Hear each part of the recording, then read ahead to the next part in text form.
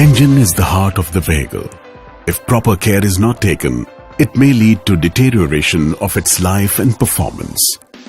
Please follow these simple steps to ensure the engine is maintained during this period. Visually inspect for any oil leakages from the engine.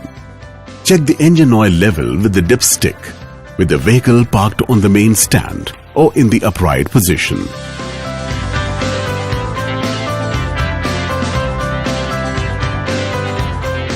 Start the engine by using kick or electric start. If required, use the choke or bias starter to start the engine. After starting the engine, let it idle for 5-6 minutes. This will help to maintain proper oil circulation.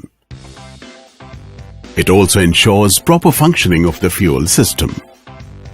Stay home, stay safe.